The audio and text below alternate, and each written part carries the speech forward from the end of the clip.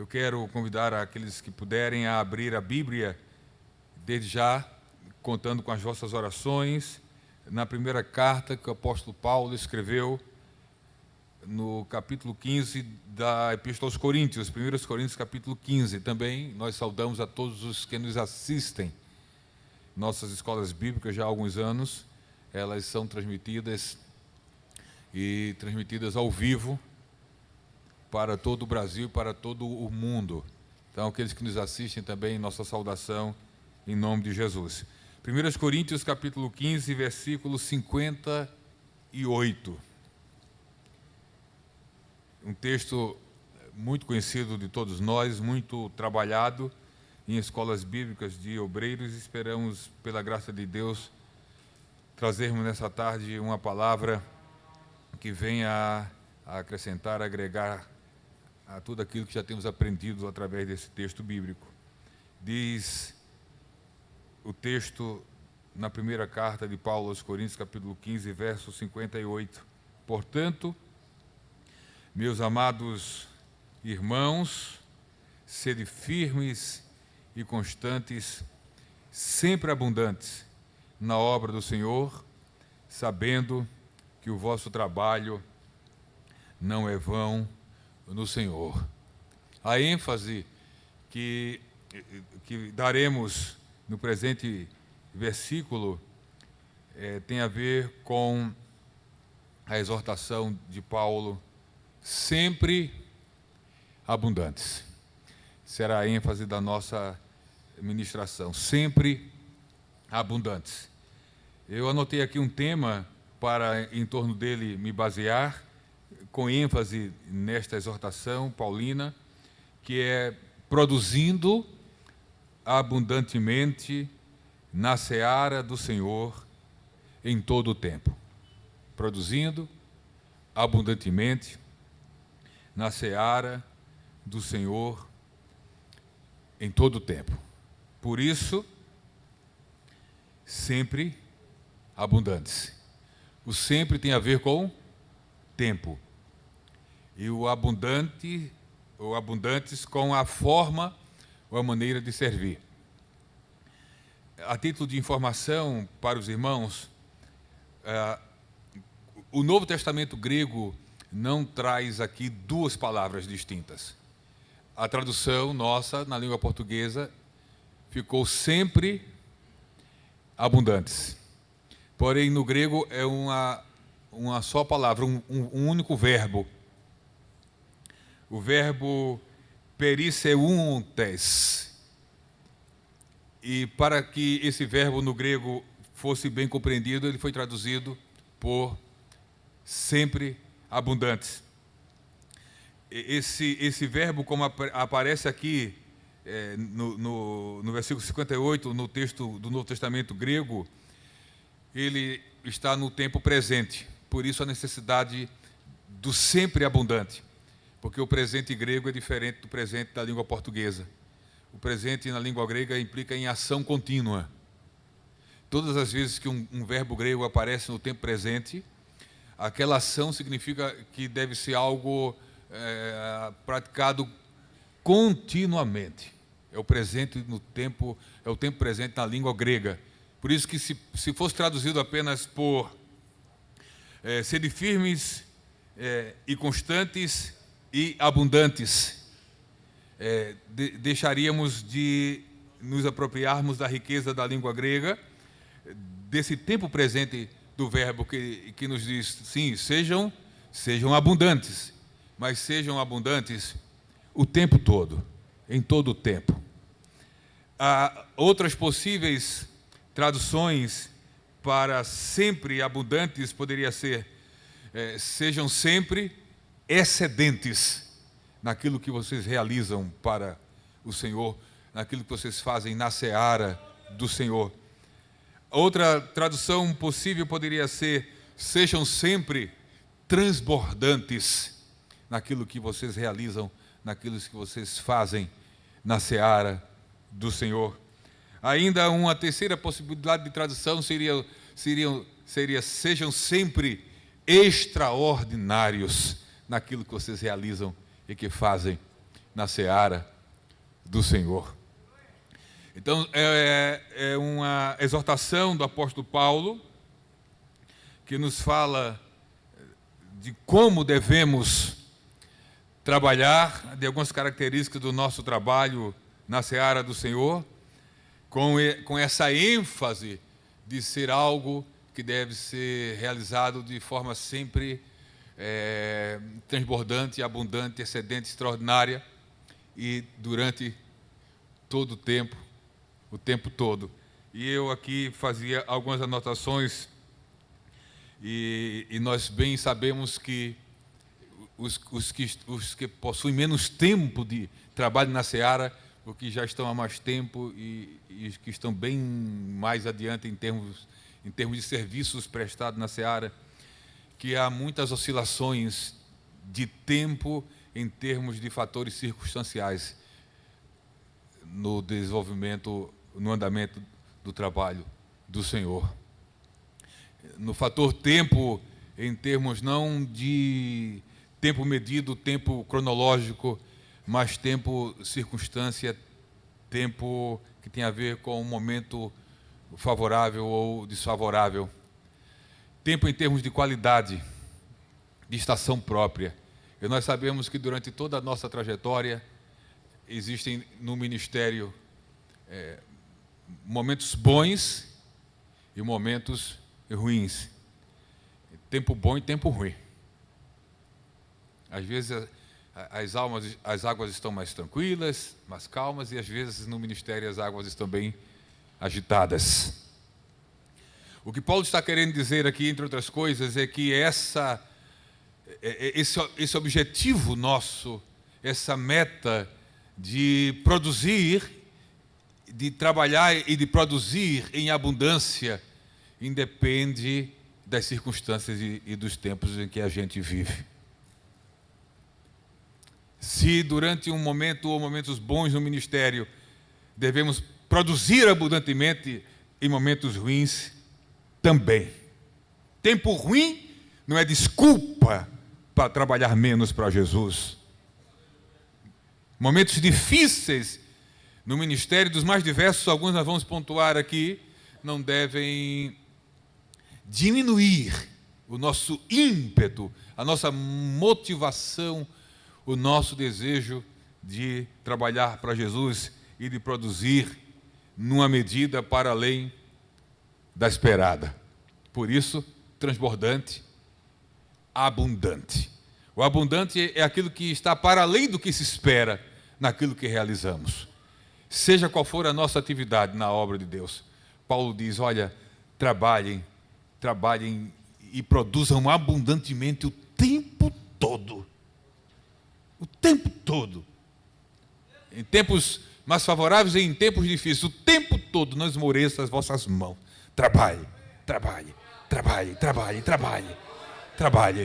Que as circunstâncias não sejam obstáculos na vida da gente para diminuir a produção no reino de Deus.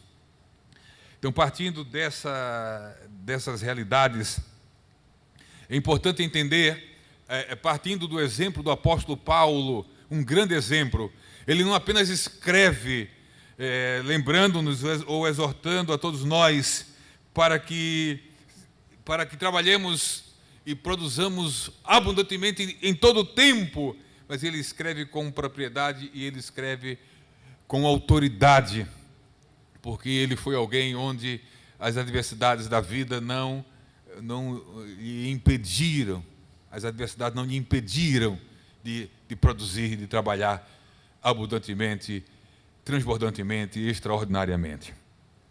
Mas o que movia Paulo e o que nos move para, em todo o tempo, produzirmos e realizarmos com abundância na obra do Senhor, na seara do Senhor. Em primeiro lugar, eu compreendo, eu entendo pela palavra de Deus que essa dinâmica do apóstolo Paulo, essa dedicação extraordinária é fruto da consciência de uma graça de Deus extraordinária que transbordou sobre a nossa vida. Então, essa consciência dessa dimensão extraordinária da graça, ela é algo que motiva, que nos impulsiona, que nos empurra para frente, que não nos permite esmorecer naquilo que realizamos para Deus. Consciência de que fomos alcançados por uma graça extraordinária. O apóstolo Paulo, ele diz isso quando escreve a sua primeira carta a Timóteo, no capítulo 1 da epístola que ele escreve a Timóteo, versículo 12 a 14. 1 Timóteo, capítulo 1, verso 12 a 14. Ele diz assim, ele escreve: e dou graças ao que me tem confortado, a Cristo Jesus, Senhor nosso, porque me teve por fiel, pondo-me no ministério, a mim, que dantes fui blasfemo, e perseguidor, e opressor, mas alcancei misericórdia, porque eu fiz ignorantemente na incredulidade. Verso 14, e a graça de nosso Senhor superabundou com a fé e o amor que há em Jesus Cristo. Paulo olhou para si mesmo, lembrou de quem era e do que fazia, e quando quis verbalizar isso, expressar sua gratidão e sentimento àquele que ele diz que o teve por fiel, pondo-lhe no ministério, ele diz: diante do que eu era e diante do que eu fazia, só há uma resposta, só há algo a dar crédito, só há um motivo.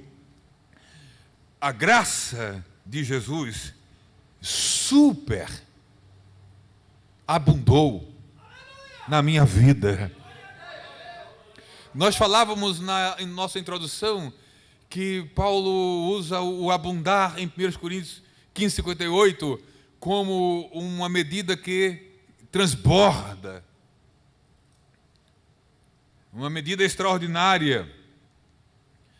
Aqui ele usa um prefixo que transforma a medida abundante numa super abundância, que transforma a medida transbordante num super transbordar.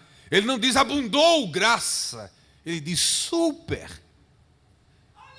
Era tão miserável, era tão indigno, que a medida da graça de Deus sobre a minha vida não simplesmente abundou. Se abundasse já era muita. Ele diz super abundou.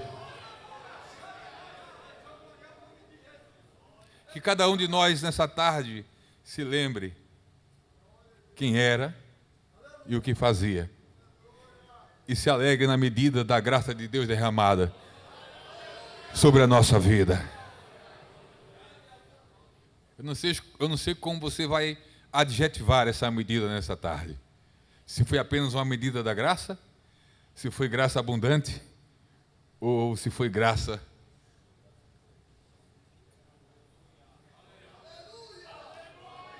Qual foi a medida da graça de Deus na sua vida, para você estar hoje aqui nessa tarde?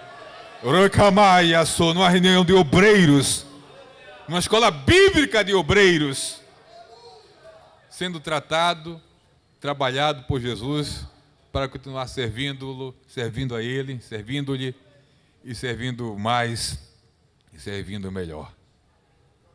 Super abundante graça. Há uma outra consciência forjada em Paulo que o motiva e que também deve nos motivar para uma dedicação extraordinária, para produzirmos de forma abundante o tempo todo na obra de Deus, de forma excedente, de forma extraordinária. A consciência da dimensão extraordinária, não apenas da graça com a qual fomos, ou com a graça pela qual fomos alcançados e tratados por Deus, mas também uma consciência da dimensão extraordinária da nossa vocação. A vocação está muito próxima da graça no contexto que Paulo trata sobre o ministério e que tem a ver com a escolha que Deus fez, a escolha que Deus fez de nós em Cristo Jesus. E essa vocação, obviamente, ela se relaciona com a salvação, mas se relaciona também com o serviço. Sobre isso, sobre essa dimensão extraordinária da nossa vocação, Paulo escreve acerca da sua vocação em 2 Timóteo, capítulo 1, segunda carta de Paulo a Timóteo, capítulo 1, verso 8 e verso 9, gostaria de dar destaque aqui. Primeiro falamos sobre a necessidade de termos e de nos lembrarmos sempre, termos consciência e nos lembrarmos sempre dessa proporção grandiosíssima da graça de Deus que abundou, superabundou, cada um que tenha, que saiba mensurar em sua vida essa medida. E a segunda consciência que Paulo tem, que o move, que o impele, que o motiva a sempre dedicar-se a fazer o máximo e o melhor possível para o Senhor, é essa consciência vocacional. 1 Timóteo capítulo 2, verso 8 e 9. Portanto, não te envergonhes do testemunho de nosso Senhor, nem de mim, que sou prisioneiro seu. Antes, participa das aflições do Evangelho, segundo o poder de Deus, que nos salvou e chamou com uma santa vocação, não segundo as nossas obras, mas segundo o seu próprio propósito, a sua soberania e graça, sempre graça, que nos foi dada em Cristo Jesus, antes dos tempos dos séculos. A versão Almeida atualizada, ou Nova Almeida atualizada, traduz tempos dos séculos para tempos eternos. E há outras possibilidades de tradução, mas nenhuma delas nos permite ou nos possibilita dimensionar com precisão esse tempo. Se nós tivéssemos um texto bíblico que dissesse que essa vocação, que é uma vocação para a salvação e que é também vocação para serviço, se tivesse apenas escrito que foi nos dada na eternidade, já não dava para mensurar.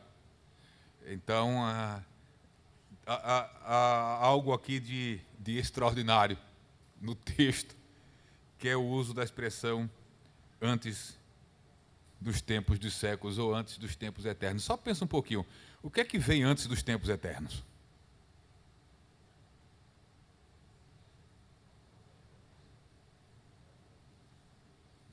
Eu não sei, só sei que foi lá que nós fomos vocacionados em Cristo Jesus. Eu sei que foi lá que Deus decidiu que seríamos obreiros. Eu só sei que foi lá, antes dos tempos eternos, que Deus decidiu o que faríamos na obra dele. Eu só sei que foi lá, antes dos tempos eternos, que Deus nos decidiu onde faríamos e realizaríamos a obra dele. Eu só sei que foi lá, antes dos tempos eternos, que Deus escreveu a história da nossa vida e do nosso ministério. E que agora é executada, é vivida. Então eu não vou ficar pensando muito nessa dimensão absurda, temporal, que vem antes do eterno.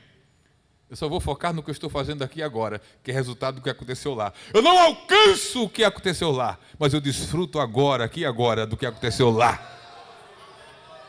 E isso dá para a gente uma segurança, uma confiança na realização da obra de Deus. Porque todas as discussões que envolvem a nossa chamada ministerial já estavam previstas por Deus antes dos tempos eternos.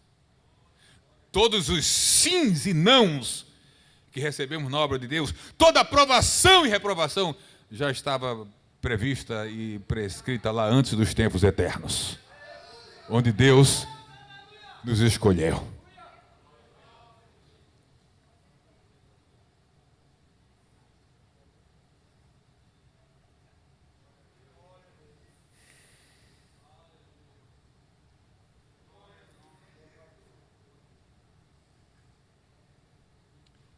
Paulo tinha consciência, e o que o movia para uma dedicação extraordinária tinha a ver também com a capacitação extraordinária que ele recebeu. Ele recebeu graça superabundante. Ele tinha consciência de uma vocação extraordinária, decidida num tempo absurdo, extraordinário, para além do entendimento humano, mas ele também precisou e dependia de uma capacitação espiritual extraordinária. No capítulo 9 de Atos, nós temos isso da perspectiva da orientação de Jesus para Ananias. Atos 9, verso 17.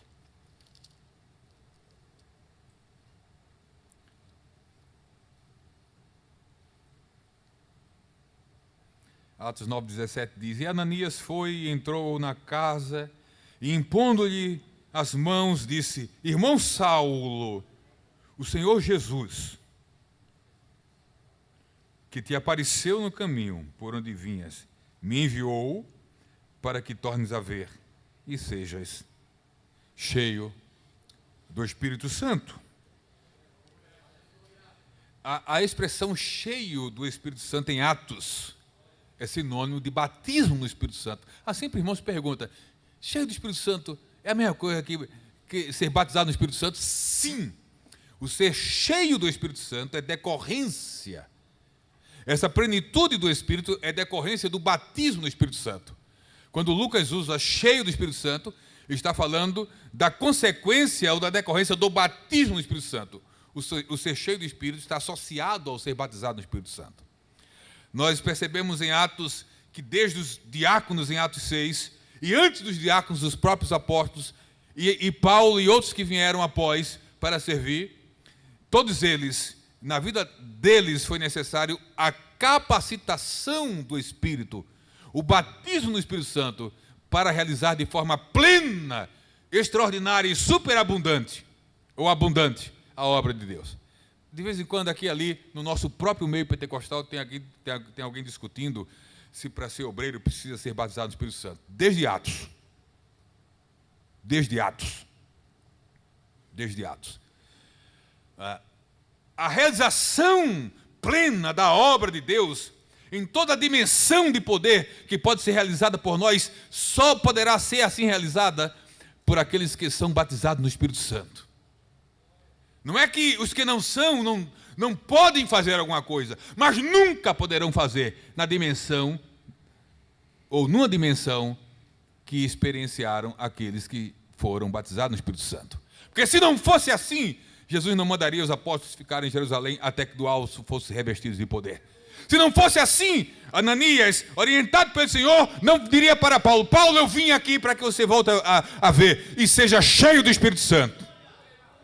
Todos precisaram ser cheios do Espírito Santo para realizar, na plenitude do que Deus tem para os seus obreiros, aquilo que foram chamados para realizar. Então, se você, na condição de auxiliar, de alguém que não tem uma função no contexto assembleiano, em vez de ficar buscando desculpas ou meios ou formas de arrumar jeitos de servir em outras funções ministeriais, tentando relativizar o ensinamento bíblico, não, desista disso. É melhor buscar o batismo no Espírito Santo. É melhor buscar o batismo no Espírito Santo que ficar buscando meios, formas, jeitos. Se foi importante para os apóstolos, é importante para a gente. Se foi importante para os diáconos daquele tempo, é importante para os diáconos nos dias de hoje. Se foi importante para Paulo, é importante para todos nós também. Para todos nós. Então, o batismo com o Espírito Santo é outra ferramenta que é associada à consciência da graça extraordinária, da vocação extraordinária, e agora desse poder extraordinário nos impulsiona a produzirmos de forma extraordinária na obra de Deus, a nos dedicarmos de forma extraordinária. Então, agora, eu gostaria de partir para observar junto com vocês, na prática, na vida de Paulo,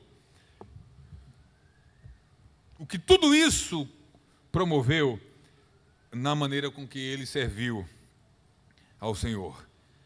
1 Coríntios capítulo 15, versículo 10. 1 Coríntios capítulo 15, versículo 10. Sempre abundantes.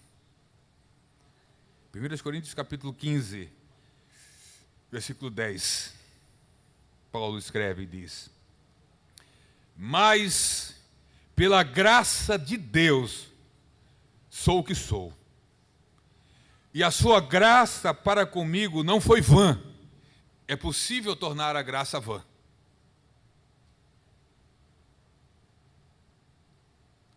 Nós tornamos a graça vã, dentre outras coisas, quando não desfrutamos de todas as possibilidades que a graça nos oferece, nos possibilita realizar para Jesus. Aí tornamos a graça vã. Mas Paulo diz: para comigo a sua graça não foi vã. Antes, trabalhei muito mais do que todos eles. Mais do que todos eles, quem? Verso 9. Porque eu sou o menor dos apóstolos, que não sou digno de ser chamado apóstolo, pois que persegui a igreja de Deus. Há uma coisa em Paulo tremenda, é esse senso contínuo de indignidade, de não ser digno, de não ter mérito nenhum, de não ser especial, de não ser diferenciado. Ele diz: eu não sou absolutamente digno de nada,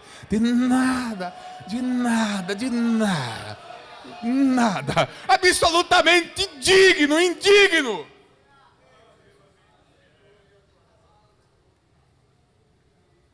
Por isso sempre, não sou digno. Ele diz: eu não sou digno de ser chamado apóstolo. Eu não sou digno de ser chamado pastor. Você não é digno de ser chamado evangelista. Você não é digno de ser chamado presbítero. Você não é digno de ser chamado diácono. Você não é digno de ser chamado cooperador. É tudo graça. Ninguém é digno de nada. Ninguém é digno de nada.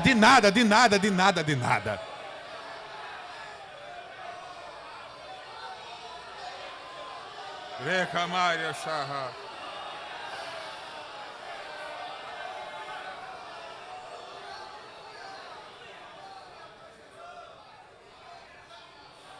Alakasha Mahasa.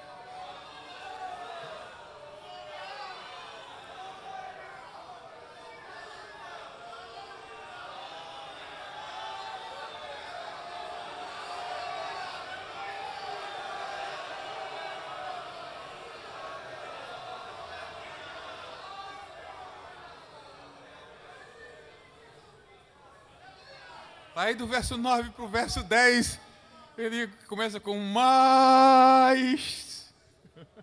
Eu não sou digno, nós não somos. Aí fez mais. Pela graça de Deus, eu sou o que sou. Graça.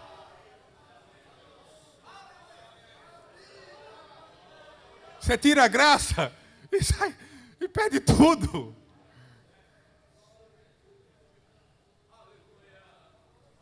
Mas, pela graça de Deus, eu sou o que sou. E a sua graça para comigo não foi vã.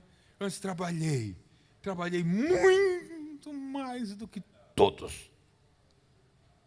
E aí, corroborando e ampliando essa realidade, na segunda carta que Paulo escreve aos Coríntios, no capítulo 11, ele vai ser mais detalhista em sua exposição. 2 Coríntios 11, a partir do verso 23, Paulo, durante todo o seu ministério, teve que conviver com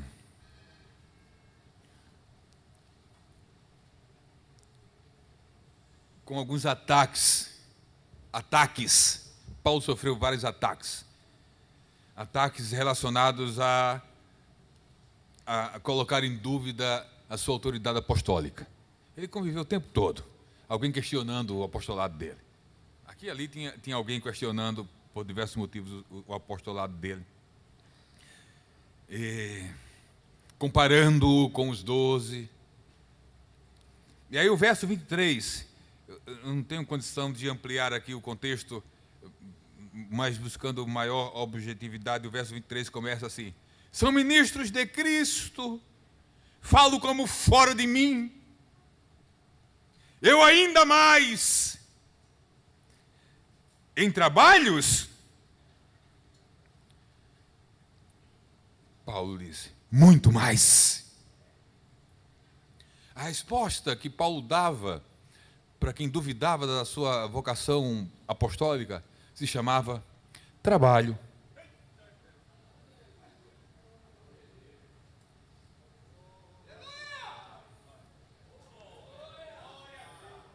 Enquanto vocês estão discutindo a meu respeito, duvidando do meu apostolado, enquanto vocês discutem, eu trabalho.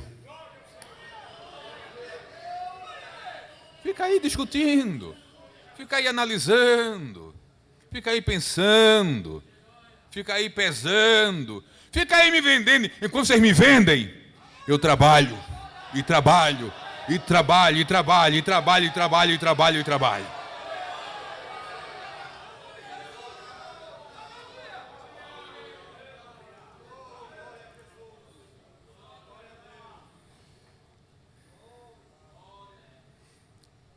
Mas trabalho atraiu para Paulo, como atrai para a gente, porque trabalhar na seara, trabalhar na obra, atrai algumas coisas não muito confortáveis. O trabalho e esse muito trabalhar de Paulo atraiu para ele e resultou em muitos açoites, literais. Então, em trabalhos muito mais, ele associa em açoites, mais do que eles todos. Se juntar o quanto que eu já apanhei com o quanto que eles já apanharam, porque eu tenho de trabalho, eu tenho de açoites. Em prisões. Prisões fala daquelas circunstâncias que nos limitam, nos impedem de desfrutar de toda a liberdade possível para fazer o que nós gostaríamos de fazer na seara. Às vezes nós enfrentamos prisões não literais, mas prisões circunstanciais. Somos detidos por circunstâncias ou por alguns fatores que nos limitam, nos impedem de desfrutar de toda a liberdade. É possível que hoje à tarde alguns de vocês estejam vivendo algumas prisões. A gente viveu uma prisão literal, domiciliar nos lockdowns loucos, totalitários, impostos para a gente no período da pandemia. Ficamos prisioneiros.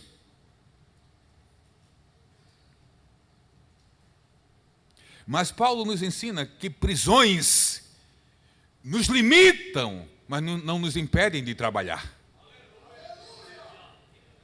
Prisão não é desculpa para não trabalhar. Limitações impostas aqui e ali, não significa dizer que não podemos produzir e que não podemos produzir abundantemente. De forma muito prática, no último capítulo de Atos,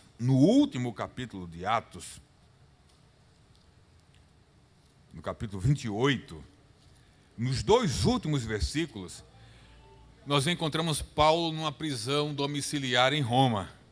Preso, detido, ele não podia viajar como tinha viajado pela Ásia, pela Europa, pela Macedônia, pregando o Evangelho. Ele estava preso, enfrentando uma prisão, detido em Roma. Mas o texto diz assim, verso 30, e Paulo ficou 2 anos inteiros na sua própria habitação que alugara, era a sua prisão domiciliar. E recebia todos quanto vinham vê-lo. Ele não podia ir, mas as pessoas podiam ir até onde eles estavam. E quando as pessoas chegavam para visitar, ele trabalhava. Ele trabalhava. Porque diz aqui, percebeu que todos quanto vinham vê-lo, pregando o reino de Deus e ensinando com toda a liberdade. Liberdade no espírito, não é liberdade política. Né? E ensinando com toda a liberdade as coisas pertencentes ao Senhor Jesus Cristo, sem impedimento algum. Então as prisões impediram Paulo de ir a lugares que ele gostaria de ir, mas não impediram Paulo de fazer o que ele gostaria de fazer, que era pregar e evangelizar e ensinar. Às vezes nós não estamos exatamente no lugar que gostaríamos de estar para pregar e ensinar. Às vezes somos limitados por uma série de fatores que nos impedem de ir ali, mais além. Mas não importa, onde você estiver, pregue. Onde você estiver, ensine. Onde você estiver, faça. Onde você estiver, realize. Sempre abundante. Porque eu queria. Nem sempre é como a gente quer. Então aproveite. Onde você estiver, limitado pelo que estiver, veja o que você pode fazer e faça abundantemente, transbordantemente, extraordinariamente. Faça. A última prisão de Paulo, segundo os eruditos, Paulo, além de pregar e evangelizar na prisão, ele escrevia da prisão. Ele não podia ir, mas as cartas iam. E ele escreveu pelo menos 4 cartas das prisões. Então deixa de desculpa. Deixemos de desculpa.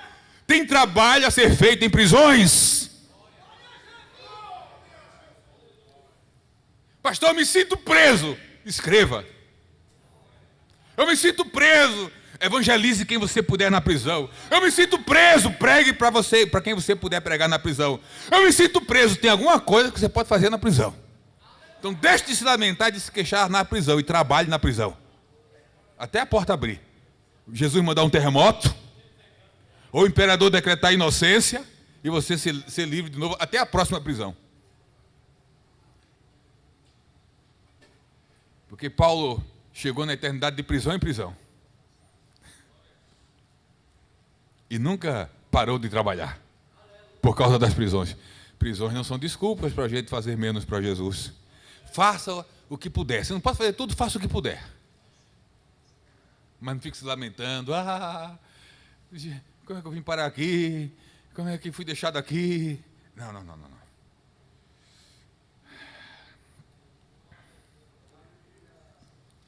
Voltemos para 2 Coríntios capítulo 11.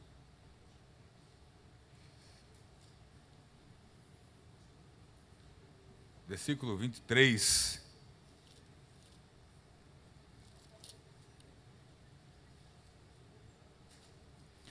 Agora versículo 20 e 26.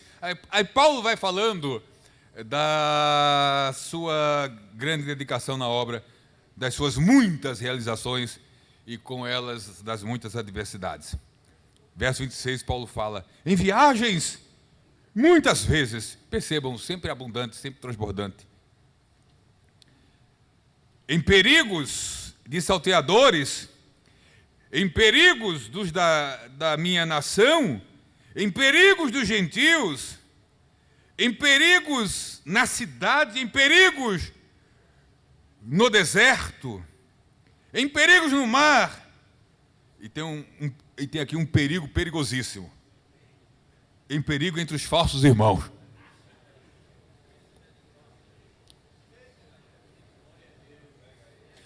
No ministério, nós precisamos aprender a conviver com gente falsa. Com irmão falso. Com obreiro falso. Com companheiro falso. Sempre tem os falsos. Sempre terão os falsos. Que Deus nos livre que o falso não seja eu, não seja você. Que sejamos os verdadeiros. Mas sempre estaremos entre os falsos irmãos. Sempre. as falsas amigas. Amiga. Oi, amiga.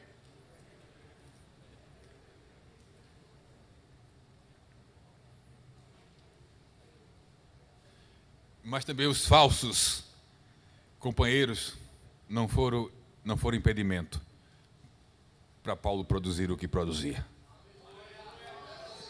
Produza apesar dos falsos. O falso lhe abraça aqui e lhe apunhala ali.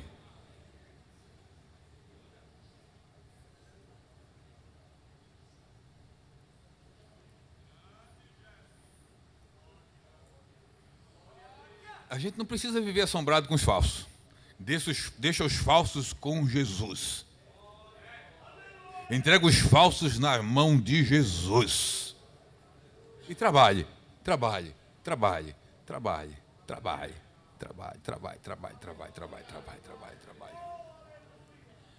Aí Paulo, perceba que, mais uma vez, no verso 7, Paulo fala: em trabalhos e fadiga, em vigílias, muitas vezes em fome, sede, em jejum. Jejum aqui é falta de comida, é querer comer e não poder, e não ter o que comer na hora. Em jejuns, muitas vezes em frio e nudez. Nada disso impediu ou foi obstáculo para que Paulo deixasse de produzir o que produziu.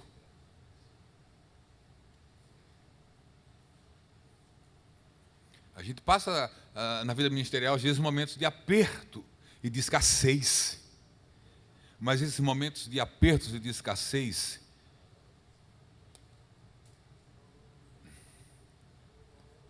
não deveriam ser fortes o suficiente para que nos levássemos a fazer menos para Jesus.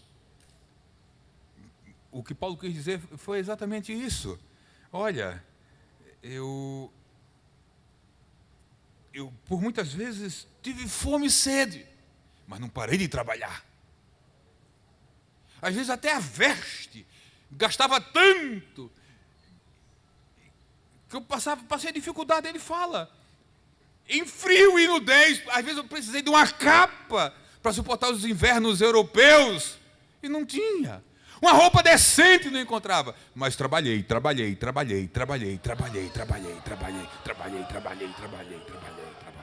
Com capa ou sem capa, trabalhei. Suprido ou com escassez, eu trabalhei.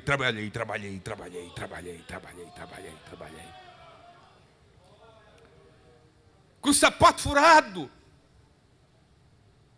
desbotado, com um paletó já com a cor perdida, ou com aquele único, não importa. Trabalhe.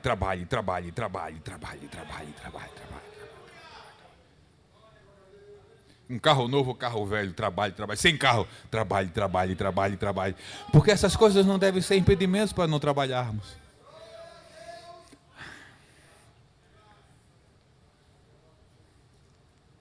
Verso 28, além das coisas exteriores, me oprime cada dia o cuidado de todas as igrejas. Paulo tinha essa responsabilidade apostólica. O pastor Roberto tem uma responsabilidade como presidente muito grande. E essas responsabilidades, quanto maiores, maior é essa carga aqui de opressão, no sentido de cuidado. Então Paulo diz essas coisas, além dessas coisas exteriores, tem aquelas que afligem a minha alma, como o cuidado de todas as igrejas. Cuidamos de áreas de uma congregação, e há quem cuide de todas as áreas, de todas as congregações ao mesmo tempo. São os presidentes, no nosso contexto assembleiano. E quanto maior é essa amplitude, maior é essa preocupação, essa angústia. E mesmo sofrendo na alma.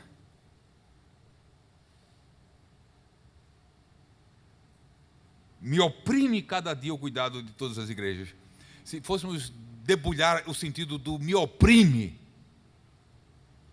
aqui, talvez o pastor Edi, outros psicólogos, detalhariam as possibilidades do sentido desse me oprime, me angustia, me provoca ansiedades, temores, medos, incertezas, depressões, pânicos, transtornos dos mais diversos. E essas coisas me sobrecarregam a alma. Mas eu trabalho.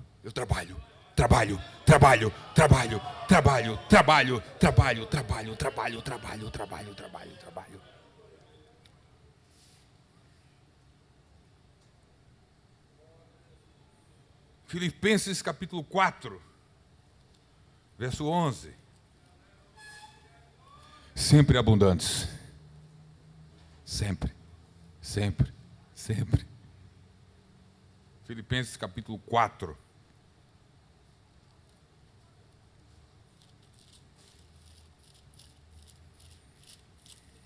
Versículo 11.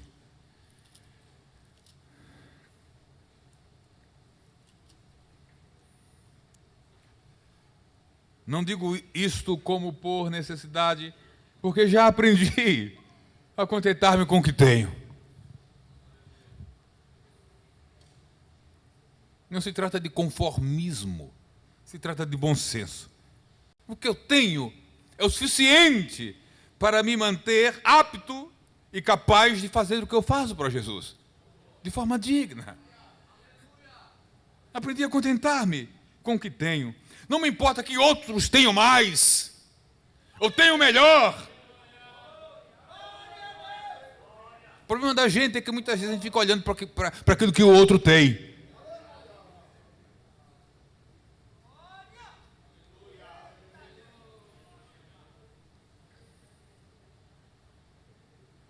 Da perspectiva material,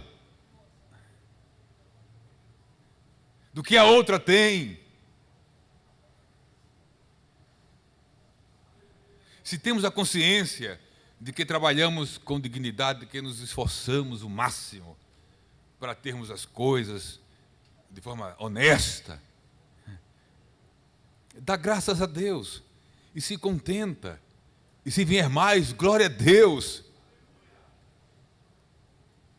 Mas a gente vive no contexto de uma sociedade a sociedade do descontentamento, do consumismo, onde sempre o que a gente tem está inadequado, está ultrapassado, está fora da moda. Tem obreiros, aqui é para obreiros, que não tem ainda uma casa própria, porque vive só trocando de carro e pagando parcela, para mostrar ou provar ser quem não é, e ter o que não tem.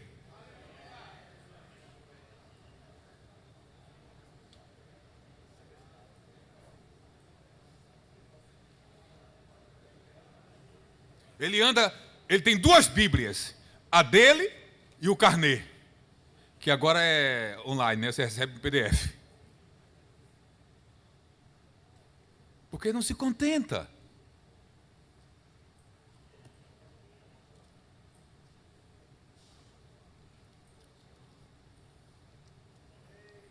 É levado por essa maré do parecer que é quando não é e do parecer que tem quando não tem.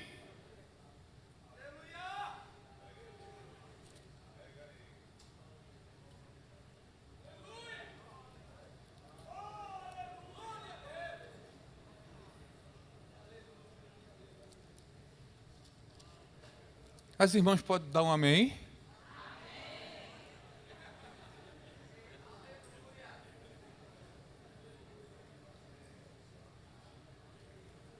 Não digo isto como por necessidade, porque já aprendi, essas coisas se aprende. A vida às vezes ensina, e às vezes ensina da forma mais dura possível. Aprendi a contentar-me com o que tenho. Sei estar abatido. Quando eu estou abatido, eu trabalho. Mas sei aqui abatido em termos de escassez. E também em terem a abundância. Quando as coisas melhoram, eu não fico por aí só passeando, viajando. Eu continuo trabalhando, trabalho. Eu viajo, não é pecado viajar. Não, mas eu continuo trabalhando na mesma proporção. Porque tem isso. Às vezes as pessoas deixam de produzir o quanto produziam porque não têm. E outras deixam porque passaram a ter o que não tinham. Aí agora quer só desfrutar do que tem. E aí diminui a produção na seara. Já estamos concluindo. Em toda a maneira e em todas as coisas estou instruído. Tanto a ter fartura, como a ter fome. Tanto a ter abundância, como a padecer necessidade. Posso todas as coisas naquele que me fortalece. E porque Ele me fortalece, eu trabalho. Eu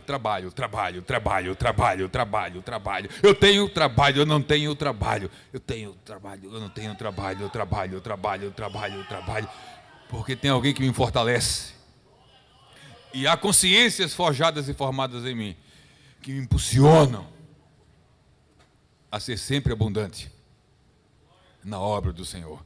Eu poderia continuar listando e citando textos e versículos sobre algumas realidades que Jesus e o próprio Paulo vivenciaram e que não foram impedimentos para que eles e para que Paulo, de quem falamos aqui de forma mais específica, tirando como exemplo, que escreveu para a gente, sejam sede sempre abundantes. Eu vou citar uma sequência de situações que não devem, em momento algum, nos impedir de continuarmos a produzir nessa medida transbordante, para além daquilo que se espera de mim e de você. Uma medida transbordante, extraordinária, excedente, é uma medida que vai para além do esperado. O que é que as pessoas esperam de nós? Essa é a medida normal. O que é que se espera em termos de realização? Tem um parâmetro aí normal. E tem aquele parâmetro que é o que Paulo nos exorta, aquela dimensão a que Paulo nos exorta a viver em termos de realização na seara, a dimensão da abundância. Nunca nos conformemos em cumprir apenas aquilo que a gente entende que seja a nossa obrigação. Sempre abundantes, fazendo mais do que se esperava que fizéssemos, produzindo mais do que se esperava que produzíssemos. É isso que significa sempre abundantes. E alguma dessas situações, e eu concluo, na realização da obra de Deus, por vezes, nós seremos, aqui e ali, caluniados. É provável que em algum momento, na realização da obra de Deus, se você não sofreu, vai sofrer calúnia. E com o que nós vamos responder às calúnias? Trabalho.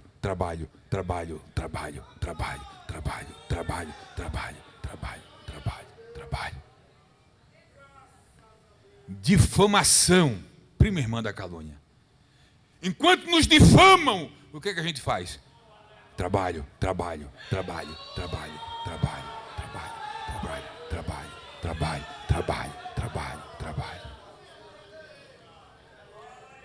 Injustiças.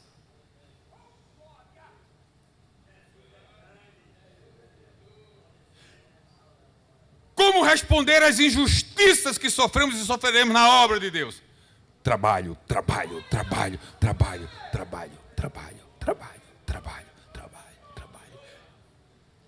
Sofri uma injustiça, sofreu? Trabalhe.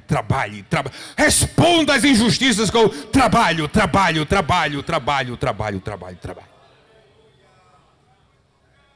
Perseguições estão me perseguindo.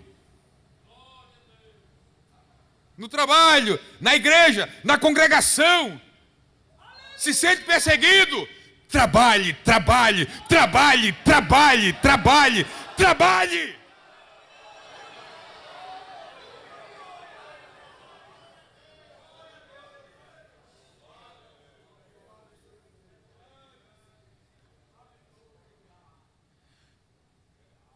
desprezados, esquecidos e ignorados por qualquer razão.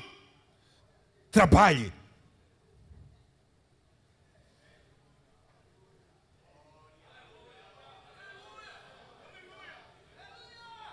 Mas me tiraram de onde eu estava. Você me diz onde você está, que eu lhe arrumo um trabalho.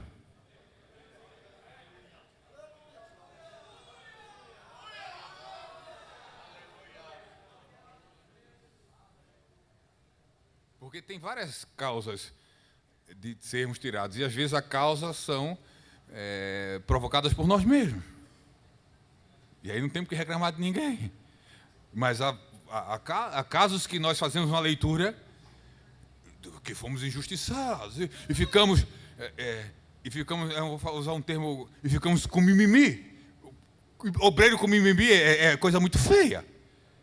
Deixa de mimimi e te lembra quem te chamou e onde te escolheu.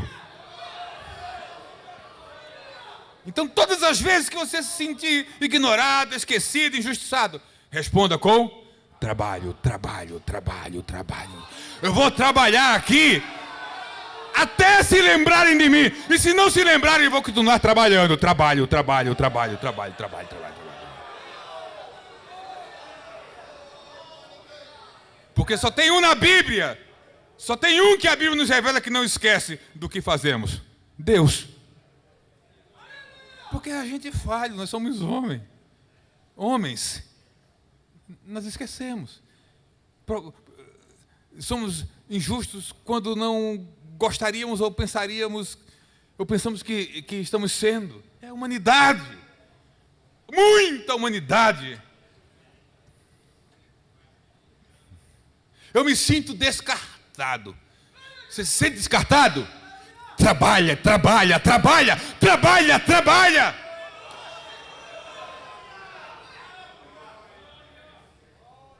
Eu me sinto ferido. Se sente? Trabalha, trabalha, trabalha. Mas está doendo. Trabalha, trabalha, trabalha, trabalha, trabalha. Sempre abundantes.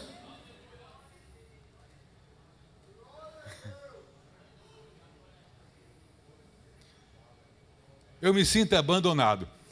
Existem abandonos duradouros e abandonos pontuais. Aqui e ali, a gente fica só.